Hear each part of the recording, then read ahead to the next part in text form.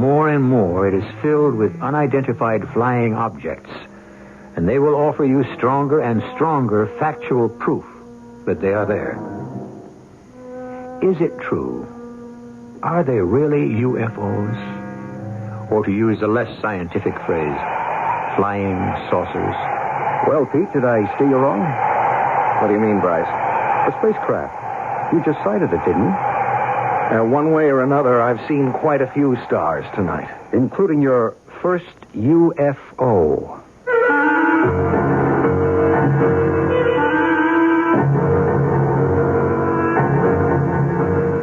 Our mystery drama, A Message from Space, was written especially for the Mystery Theater by Ian Martin and stars Tony Roberts.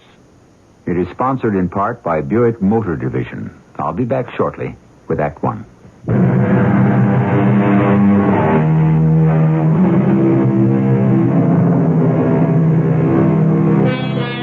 The term flying saucer was first used by a Texas farmer who saw one over his ranch in 1878.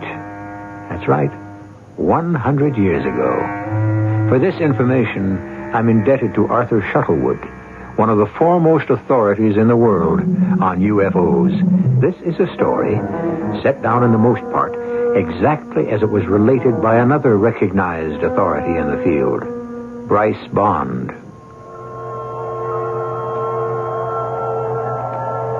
Of course, you must decide for yourself. The mystery, which ended in Warminster, England, began in the office of the features editor of one of America's largest newspapers. It's open. Come on in. You wanted to see me, Prez? Come in. Come on in. Close the door. And don't call me Prez. Do I have to be that formal and call you Mr. Riley? I am your nephew. Well, you can call me by my initials like everyone else does. Well, I do. RX, prescription. Translation, Prez. All right. Anyway, you're not my real nephew, except once removed. You can't wriggle out of it, Uncle. They still grumble around the paper about nepotism because you had me promoted to your department. I grabbed you off hard news because you're a better feature writer. Now, I've got an assignment for you. Shoot. You ever hear of a place called Warminster, England? It doesn't spring to mind. That's in Wiltshire. It's one of the most ancient historical areas in Britain. Sitting right in the middle of burial mounds. They're called barrows. Some of them date back 45,000 years. Oh, it's a cozy little spot. Has it got any other claim to fame? Well, in this quiet little backwater country within the last 15 years, there have been hundreds of peculiar phenomena. Something cited, not by hysterics or nuts, reputable people, head postmaster, clerics, hospital matron, flyers, engineers, so on, you know.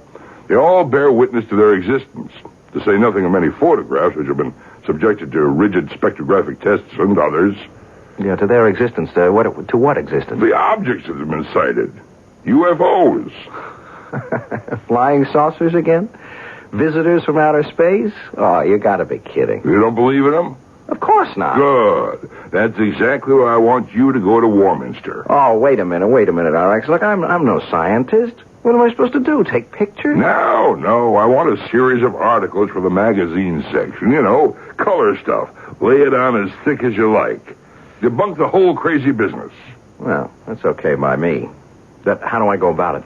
Well, I'll give you some contacts. The rest you make by yourself. You have to get enough facts to prove the whole thing is nuts. It's duck soup. Thanks for the plum. At that point, of course, I hadn't yet met Pete Harron. But a meeting was to come shortly, at the beginning of the experience which was to change his whole life and lead to a sudden and breathtaking climax.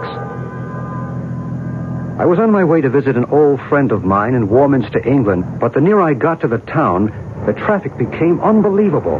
Stop and go in this quiet English countryside.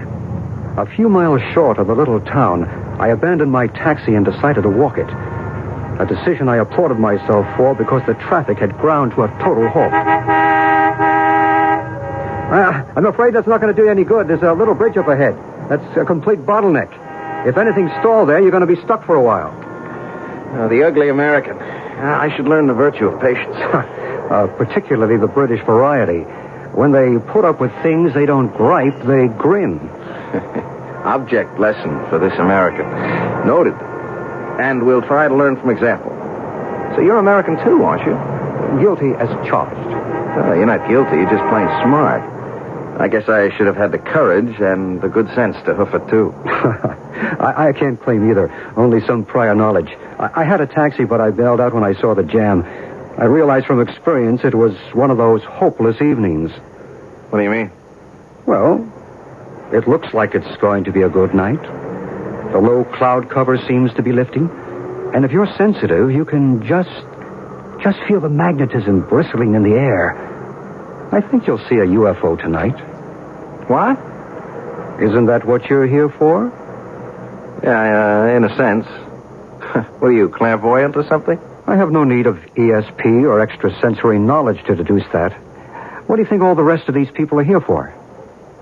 You mean all this traffic is just people who are screwy enough to think they might sight a flying saucer? That's right. Oh, I don't mean they're screwy. Just that they expect a sighting.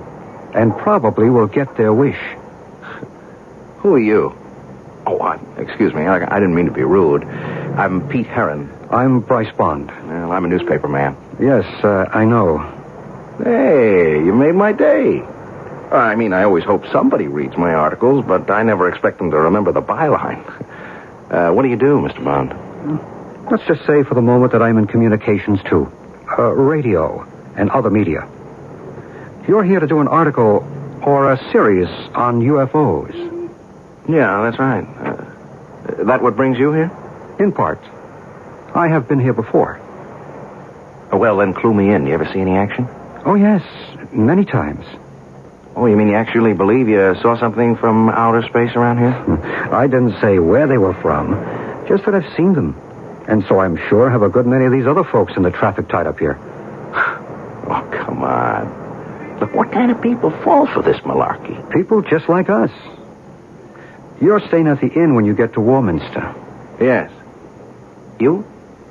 Yes. Listen, you seem tuned in on this whole deal. Could we have dinner together? Or, on me, of course. I mean, on the paper. Oh, we'll have dinner together, but I'll pay my own freight. Oh, why? It's a justifiable expense. Well, I really have to move on. I have an appointment to keep. Can I say something? I don't know, maybe it's out of line, but... Well, say whatever thing you want. Well, you know, you're kind of an oddball, aren't you? I mean, look, just thinking back, things you said, they weren't questions. They were more statements, and I don't know. Like my byline. You haven't really read any of my stuff, have you? No. Well, then, how do you know so much about me? Why I'm here, and all that? Right where you are, you're sitting in an electrical matrix of energy beyond belief, or most human conception. You'd be surprised to know how much knowledge and communication can be carried on its waves. Well, meet you at 6:30 in the common room at the inn. If you ever get out of the traffic jam.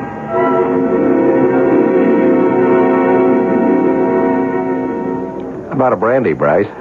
No, thank you, but don't let me stop you. Oh, I'll pass that, too.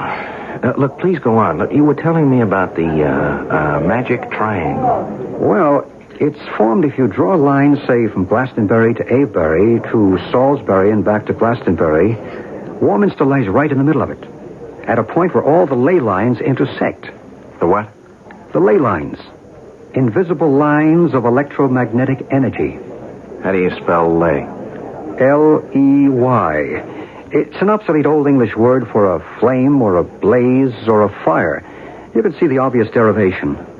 Ancient people knew about these ley lines? It seems incontrovertible. This was a cradle of early English civilization. The burial mounds everywhere attest to that. King Arthur is supposed to be buried in Glastonbury. The Druids built their temple at Stonehenge. More than a temple as we know today, scientifically. Really a giant computer from which the date, star shifts, eclipses, equinoxes, and solstices can be reckoned. Heaven knows how many other universal discoveries that we consider modern discoveries were common knowledge to these people 2,000 years before the birth of Christ. There's an even bigger one at the north of the triangle, at Avebury. And right in the center is this matrix of energy. But what is this energy? Electromagnetic, psychic, spiritual. Each man may have his own explanation. Well, why here? Why in this little dump? I suppose the best answer to that is why not? You're skeptical. Yeah, you're too darn right.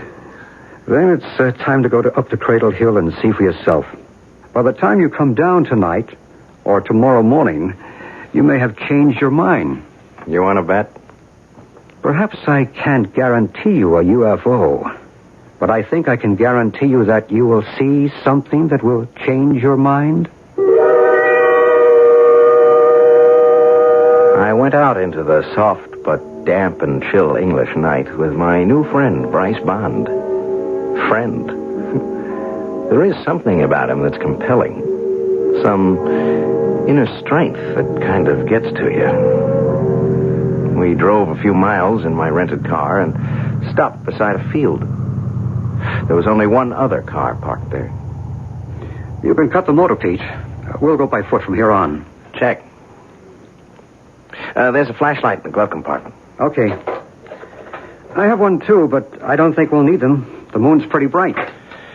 Shall I leave the parking lights on? Better not. We might be all night, if you're up to it. Oh, I'm up to it. Good. Let's go. Is there a gate or a road or something? We duck through the fence and across the fields. Well, the moonlight is pretty bright. Get through all right? Yeah. Where'd they all go, by the by? The crowd is over on Cradle Hill. This is Star Hill. Yeah, well, why'd you bring me here? It's a good question for which I don't have a definitive answer. In terms we both understand, can I call it a gut hunch? You got some antenna that sends you the message I might get to see something here? Give your own antenna a chance, and maybe you will. I think I'll let you climb the rest of the hill yourself. Then if anything does turn up, you'll know I had nothing to do with it. What's on the other side? Just some wheat fields and quiet, rolling Wilshire country. Plus whatever else you might see. You're on your own. The moonlight was bright, of course, but with that soft brightness that leaves everything just a little uncertain in outline. It was as if Bryce had walked away into water. One minute I saw him, and the next he was gone as the night swallowed him up. I walked on up toward the top of the hill with the corona of moonlight outlining it, and as I came over the top, I witnessed something which in all my dreams I could never have imagined. Now, what do you suppose Pete Heron, success-oriented, skeptical, but otherwise completely normal and totally adjusted to life as we live it, saw on the other side of that hill? Well, you're an intelligent listener, and you have probably gone way ahead of me since we have been building to this moment. But don't be too sure.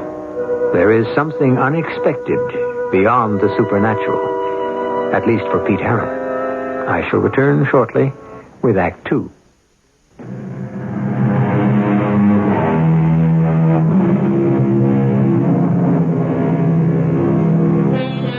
Now let me see.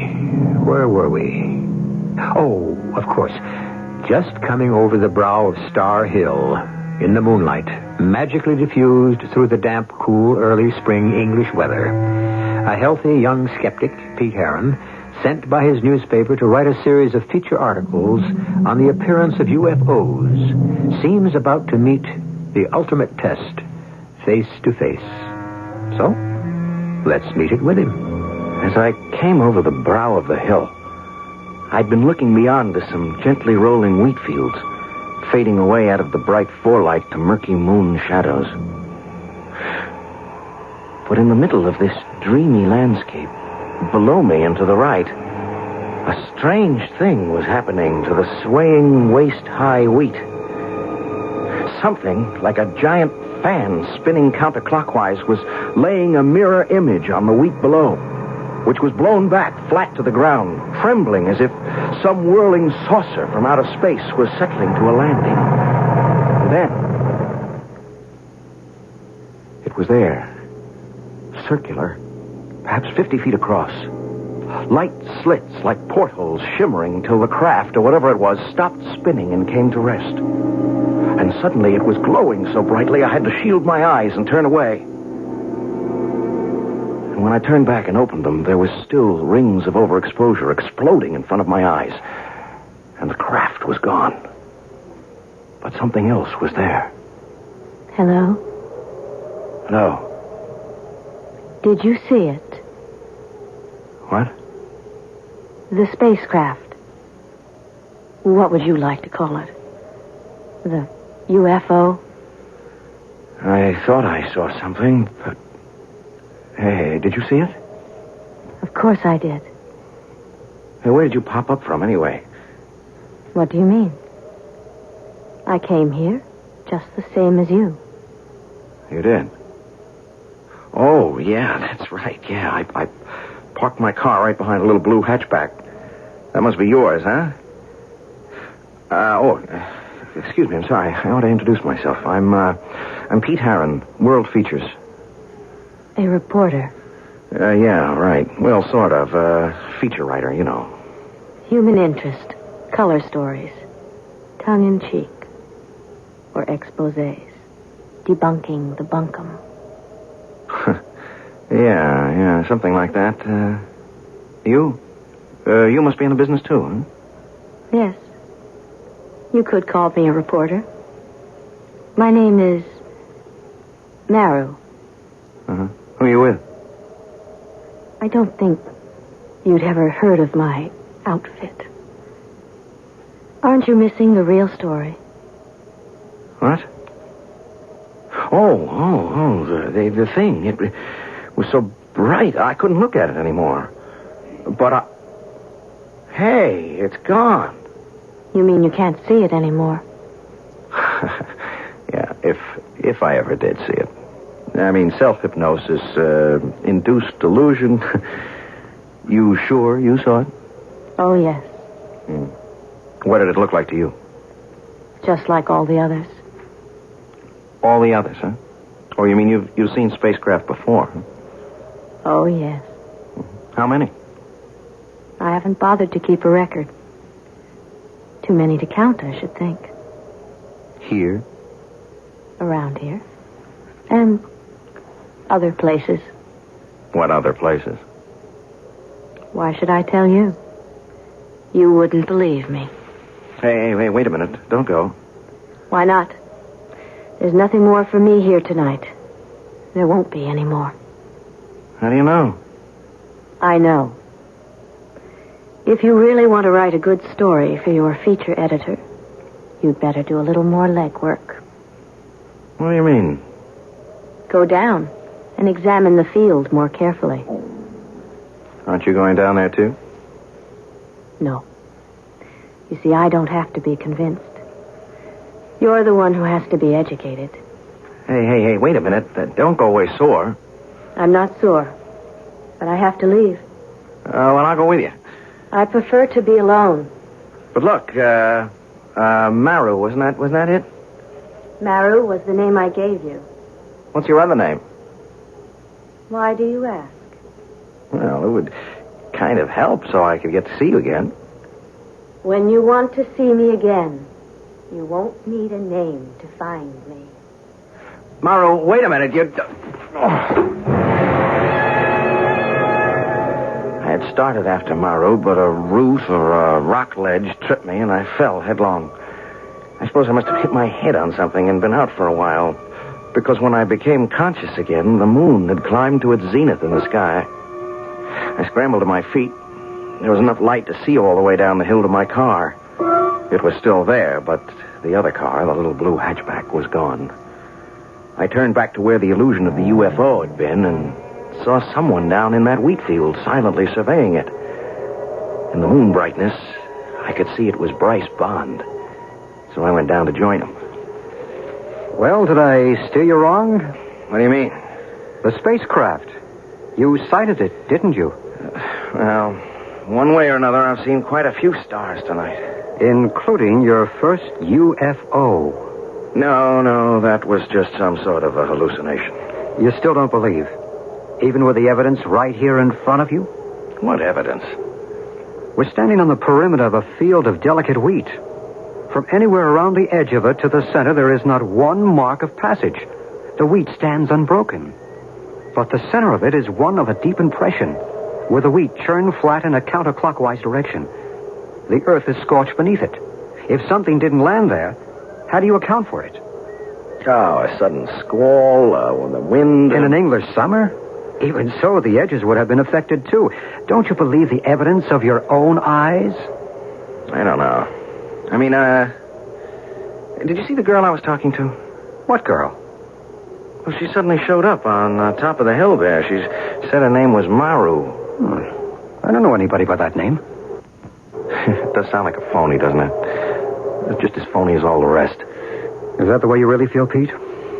Now, look, I'm sorry, Bryce. I don't mean to be a dog in the manger. It's just that I feel like one. Hey, I took a fall up there. I gave my head a whack. Well, let's have a look. You feel dizzy? No. Just, I don't know, a little woozy, I guess. We'd better get you back to the car and home to bed. Hey, look, I wouldn't kid you. I could use some shut-eye. I think I still have jet lag.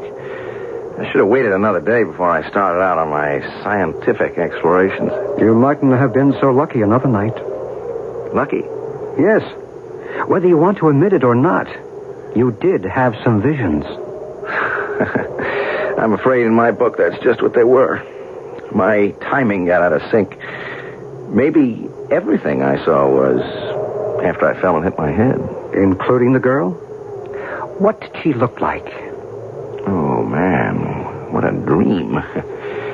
Great violet eyes, skin like mother of pearl, long, dark hair, and she smelled like a mixture of roses and lily of the valley. Yeah, something like that. Like a summer garden. You have been fortunate. Well, yeah. At least I dream in Technicolor. You refuse to count your blessings. If that girl were for real, I might. I'll look for her tomorrow, but I don't even know her second name or what town she lives in. She was out of this world. Hasn't it occurred to you that is exactly what she must have been? I was too beat and my head ached too much to bother to reply or think about anything more. I let Bryce drive the car back to the inn and I hit the sack.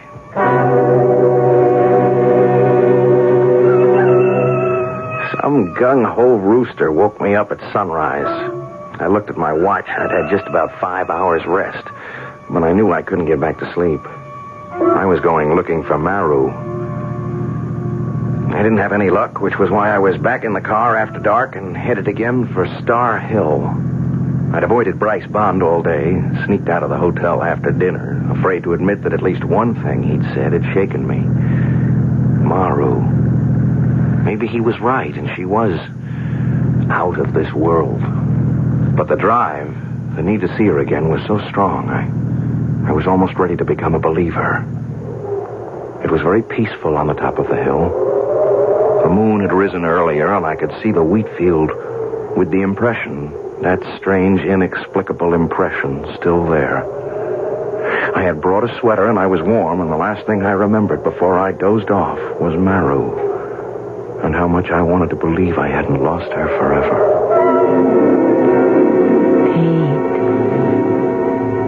Pete. Oh. Maru. Where did you come from? I told you. When you wanted to find me, you wouldn't need a name. I've been hunting for you all day. Everywhere. You must have been looking in the wrong places. Well, at last I found the right one. Where two worlds meet. What does that mean? Just what it says. A point in time where the lines cross. What lines? Force, energy, communication. Maru, are you for real? I'm just as real as you. But you're not a reporter. Oh, yes. I've already written my account. That's where I've been today. What about you? I haven't had time. You were more important. Why? I don't know. Yes, I do. It's crazy. It doesn't make any sense, but I guess I'm in love with you. It makes all kinds of sense, Pete. What? You mean... You can't mean that you love me? And of course I do. That's what it's all about. Oh, I think you're putting me on again. Oh, no. I have to go now. No, wait. Where? There. The UFO. It's in the depression in the wheat field. But where did it come from? It's been there all the time. If you only looked hard enough. You see, the portal is open. They're waiting for me. Oh, no, but you can't go away. I must. They're calling me. What are you? What are you, some kind of a prisoner? Oh, of course not. Yeah, but who are they? What are they? What's inside that thing? Knowledge. Peace. Love. I don't believe it. Come see for yourself. Take my hand. I can't. I'm afraid. When you're filled with love, there's no room for fear.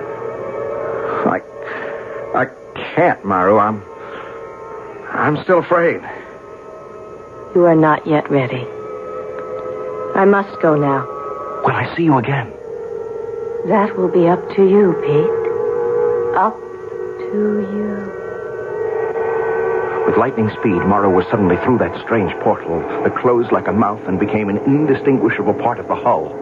Immediately, the thing glowed with a light so intense I had to shield my eyes. I heard a great whoosh, and the hum like a dynamo drummed in my ears, spinning away like some giant top into the vastness of space.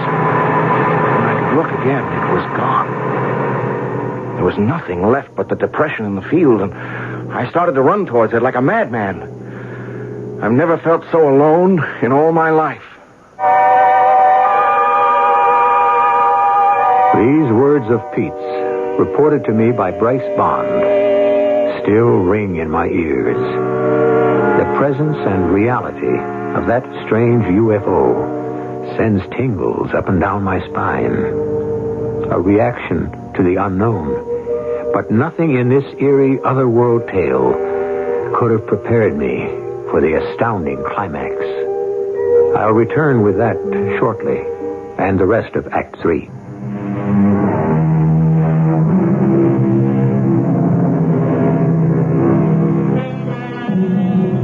An Englishman named Arthur Shuttlewood, in his book, Key to the New Age, has said, "One must see one of these amazing phenomena to believe it, and there is no such thing as an expert in matters ufological. Individual experience is the key to all the answers." Well, now, I've never seen one, and I'm sure most of you haven't either, so we certainly can't qualify as experts. The only person I know who even comes near it is Bryce Bond. So, let's turn this account back to him. I was concerned about young Pete Herron after that knock on the head. He had remained incommunicado all day, and I was busy myself. So when I returned to the inn and found he had gone out after dark, I suspected where he had left for. So I borrowed a car to drive out to Star Hill. I came over the brow of the hill by full moonlight to see Pete rush suddenly from the edge of the wheat field to that curious depression, only to stop suddenly, his shoulders drooping, forlorn. "Pete!" Oh, Bryce. How long have you been here? "I just arrived." Then you didn't see it? "A UFO?" Yeah. "No." And you didn't see her either? "You mean the girl you met last night, Maru?" Yes. "No, I didn't." I could have gone with her. Oh, what's the use? I didn't. I didn't have the guts. "Come on, Pete, take it easy. How's the head? Solid bone, clean through. Why couldn't I have... Oh, you mean the bump last night? Oh, that's nothing. It's just a scrape. Sure you're all right? Yeah. I'm all right, except for... For what happened tonight? Yeah, You want to talk about it? maybe I do. There's so much to sort out. Yeah, I do. But not here. I need a drink. Come on, I got a bottle in my room. Aren't you coming? Right with you. Yes, they've been here. I can feel the warmth. The electricity still pulsating in the air. And that smell. That glorious scent. Roses and lily of the valley. Yeah, that's her smell. It's the way they all smell, Pete. Come on. Let's go talk.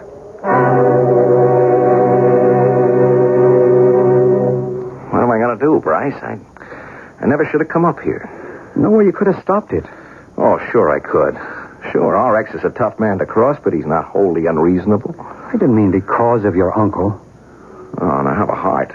I mean, you're not going to tell me it was my karma or my fate or something, are you? Look, pick your own word. It all adds up to the same thing. Look, Bryce, I can't believe any of this mumbo-jumbo. Come on, it's against everything I've ever been taught, I've ever learned, I've ever believed in for myself. Then what are you so upset about? Hang it, Bryce, I have been through a wild set of hallucinations or nightmares. Sure, I'm shook. Why? If that's all they were, just write them off. How can I do that? I'm beginning to think I've gone round the bend. That I'm a nut. Then what do you think caused these hallucinations? I don't know. What are you going to write about in your article? You're going to poke fun at all us certifiable nuts who run around saying that we actually see just what you have? I tell you what I want to do. I want to put my tail between my legs and run. I would. If it weren't for her. Maybe that's why she was sent. Sent? To keep you from running. Obviously, they don't want you to. Well, why would they care about me? Hasn't it occurred to you that you may have been chosen? The only person I want to choose me is Maru. I don't care about them. Who the devil are they, anyway? People like you and me, a higher order, of course. Yeah? Well, where do they come from? From another planet. From another point in time. Perhaps they are right here with us. Living in a world alongside ours. In a time continuum with us. But what do they want with us? To help us. To guide us. Why? I believe because they are extensions of us. Another evolvement in the pattern of life. Another step upwards on the road to peace and perfect resolution. Oh, not all this and reincarnation, too. Why not? Listen, I don't want to open that can of beans, huh?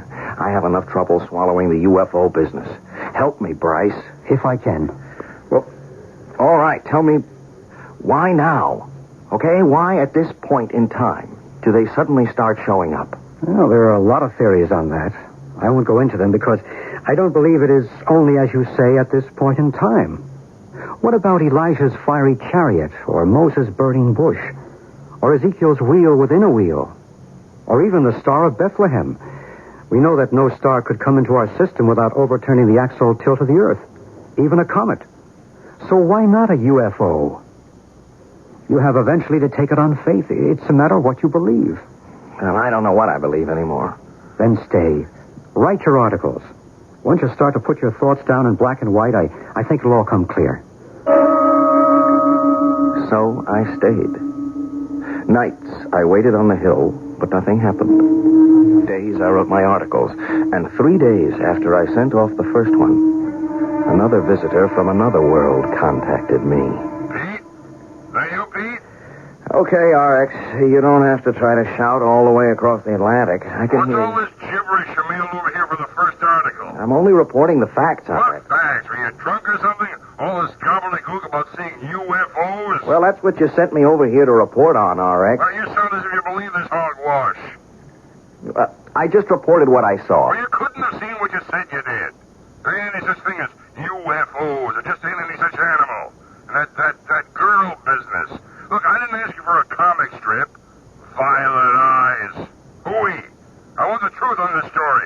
you don't believe that's what I'm reporting, maybe you better come over here and see for yourself. Well, I might just take you up on that. You just stay put at that end. I suppose I should have waited for the old boy, but I didn't know what plane he was coming in on, or even perhaps if he mightn't have changed his mind. Besides, when darkness came that night, wild horses couldn't have dragged me away from Star Hill, and the off chance that this might be the night for Maru's return. I left word at the inn where I'd gone, and Bryce was nice enough to say he'd keep an eye out for my uncle. I almost turned back at one point, but some inner voice drove me on.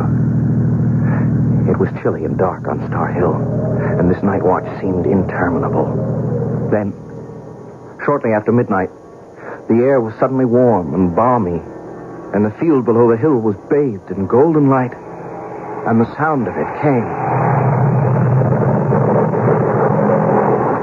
The strange portal in the spacecraft gaped open like a mouth, and from it, Maru came straight to me.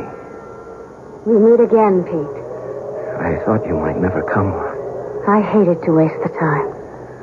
What time? Till you believed.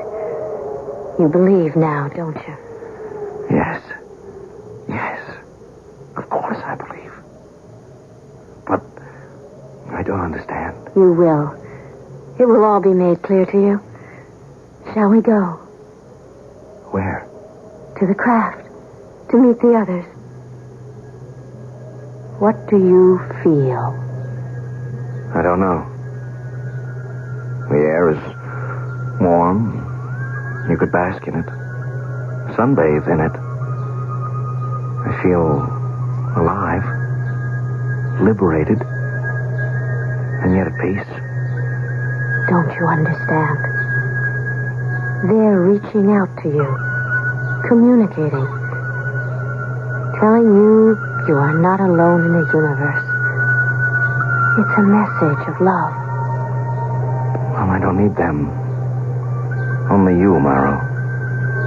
You're the one I love. We'll have each other, my darling. But don't you see that is not enough? It's got to reach out. That love. And wash over everyone else. Till we are all one. As we are in our world. Perfect love.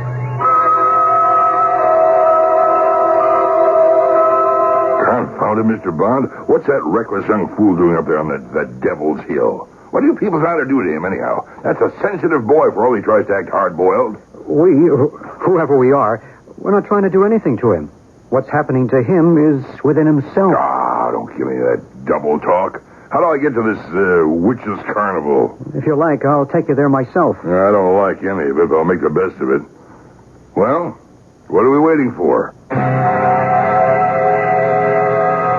The top of the hill wore a corona of light, which I thought was the rising moon, and never afterward could convince him was anything different. For as we breasted the rise, we saw totally different things. There he is. Pete! Pete! Stop! What's that young fool doing? He's walking to the middle of that wheat field by moonlight by himself. He's not by himself. Can't you see the girl with him? Oh, I may be old, but there's nothing the matter with my eyes. There's no girl. He's alone. Where does he think he's going? To the spacecraft that's waiting. The door is open for them. What are you talking about? What spacecraft? Are you out of your mind? That's an empty field. Don't be too sure. Watch. What I saw was Pete and Maru, hand in hand as they walked to that shining ship, outlined in the aura of golden light as they stepped through the portal. And suddenly... Good Lord. He disappeared. Like that, into thin air. Not into thin air, Mr. Riley. Listen. Listen to what? I don't hear anything. I suppose not. But then you didn't see either. Well, there's nothing to see. An empty field and Pete just vanished. What kind of a trick is this? No trick, sir. He just chose to go with a girl and love. Chose and was chosen. There was no girl. He was alone. Oh, no, Mr. Riley. He will never be alone again.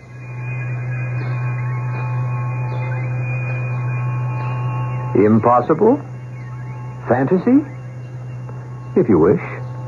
But within this same triangle, in a town named Shepton Mallet, with snow everywhere on the ground, a man once walked off his front porch and disappeared from the face of the earth, without, incidentally, leaving a single footprint. You see, nothing is really impossible. I'll be back shortly.